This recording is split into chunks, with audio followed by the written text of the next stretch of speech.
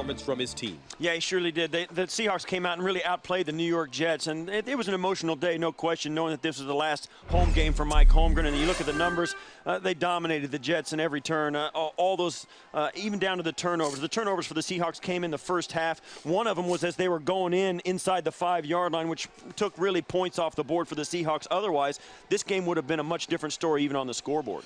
In terms of their hands, that's not the situation now, and this was a very tough day for Brett Favre. No question about it. Brett struggled. He made some poor throws. He made a lot of throws that were underthrown. And if you look at the numbers, you know, the 2 interceptions, that hurt. The second interception was at the last part of the game when it was crucial that they get down the football field and score. Couldn't get it done, and that 48.7 rating, you don't see him have a day like that very often. All right, well, that's all for now, but don't forget.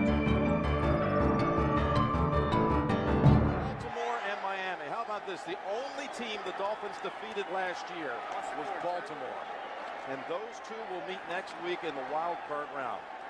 And there goes the iconic figure of Brett Favre off the field. Now, he's retired a couple of times to come back, but this very possibly is it. Chad Pennington, it doesn't get any sweeter than this. It was the perfect script for him. A team that had no use for him a month before the opening day of the season. He comes back and beats that team with everything on the line to take his team to the title and to the playoffs. Bill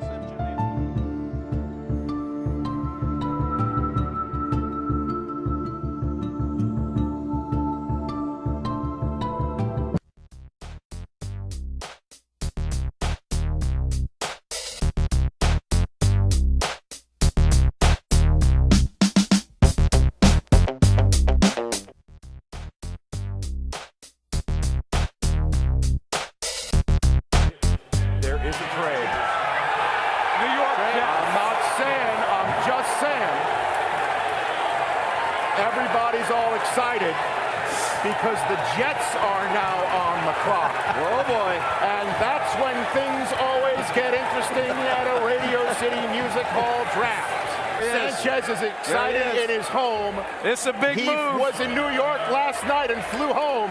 It appears he's about to get a return flight to New York in a hurry.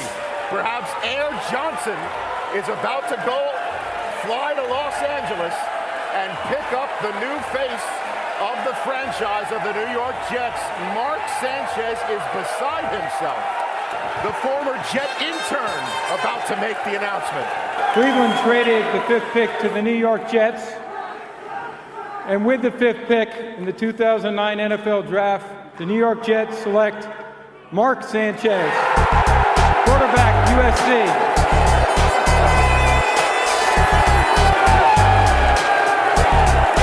Let me put my New York hat on for a moment and interpret this reaction. There's a lot of Patriot fans here and a lot of Giant fans here who don't like seeing Jet fans happy.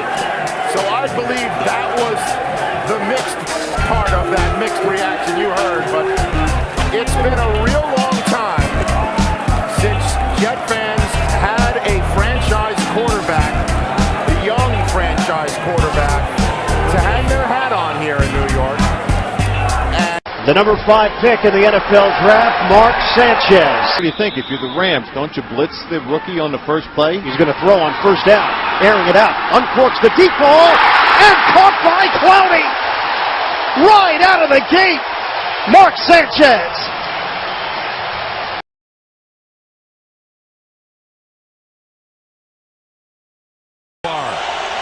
To get to the 20. He's going for the big ball. He's got Stuckey. Touchdown, New York Jets.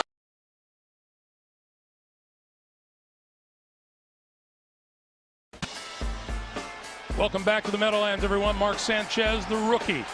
Good enough on opening day at Houston, 272 yards and a touchdown.